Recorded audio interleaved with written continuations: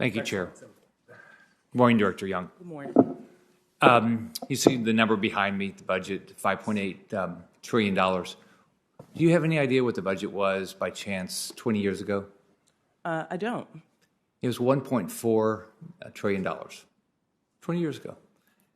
So how much do you think the population has increased in 20 years? What's your guess? Percentage-wise, 20%. Yeah, 16. So think about this. Our budget is up fourfold, and population's only gone up by 16%. How does that make any sense? Senator, I think many people will tell you, included in that number, the bulk of that number is Medicare, Medicaid, Social Security. We have structural issues in this country, including the aging of our population. And you're right, the president is not putting forth a proposal that would cut those benefits. He's not going to do that. So how do you think it's sustainable that we can, how can you, I mean, fourfold with the population increase, and in your budget, population has increased in last year 0.1%, and your budget's up 7.4% overall. When do we not just stop working? Senator, this budget is fully paid for. I understand if you disagree with the way the president pays for it through taxing the wealthiest and corporations, but he's paying for the investments in this budget. The numbers are staggering. Most of the increases because of our entitlement programs. And you're right, the president is not going to put forth a budget that cuts those benefits. So what's CPI now? CPI is close to 7%. Yeah, 7.9%, and producer price index 10%. All right, so in your budget, you think that within a few months it's going to go down to 2.9%. Well, do you have data that would just suggest it's going to go down to 2.9% like that? No, it's gone up every month that President Biden's been in office. The inflation has increased. It's not gone down. Yeah, it's increased. You're absolutely right. And what I was going to say is, to get a budget to you to start this lovely dialogue, we locked those inflation and interest rates numbers in November, and inflation has absolutely changed since that happened. Our long-term forecasts, however, do remain in line with private forecasters. So what's going to change?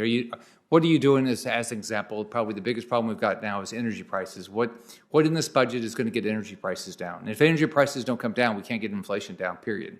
Yeah, I'll remind everyone, energy prices at the pump are market driven. We are a capitalist society. The market decides the amount. It has gone up by $1 since Russian aggression. The president has called on oil and gas companies to ensure that they are pricing things fairly. Let's put it in perspective, it went up before the invasion too. But $1 cents. It went up over $1 before the invasion. So it wasn't caused because of the inflation or invasion.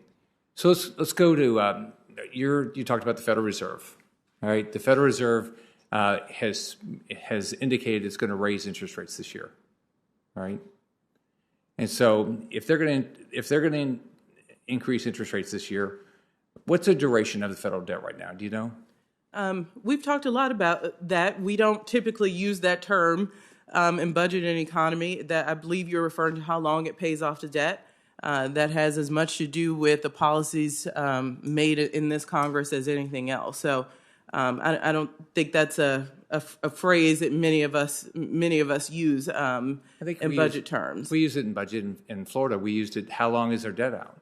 So we locked in our debt so we could lock in our interest rates. And my understanding is under your budget you don't lock in interest rates, and so you're subject to this increase that the Federal Reserve is going to do in interest rates this year. Is that not right? Well, as a reminder, the federal government is different than state governments. We can carry debt. We budget very differently than state budgets. But you could lock it in. You could lock in it. You could lock in duration of your debt, so you knew exactly what interest expense was going to be. And you decide not to do it because short-term rates right now are a little bit lower than long-term rates. But what are you going to do when interest rates go up? How are you going to pay for this? You'll be happy to know our budget actually does include an assumption that interest rates go up. Not by much. In line with private forecasters. So we've got $30 trillion worth of debt, and you're projecting another $14 trillion worth of debt. What's the max? Is it what? You're taking it to almost $45 trillion. in the next 10 years. What do you think when does this end? When can we not pay this anymore? Again, the bulk of this is entitlements. And you're right, the president is not putting forward a proposal to cut those. And we believe the debt is manageable as long as the Ms. cost Young, to service it is. You're the OMB director. You have to fix these things. You can't just say it's not going to matter. You have to fix it. Thank you. Thank you very much, Senator Van Hollen. Thank you, Mr. Chairman. Thank you,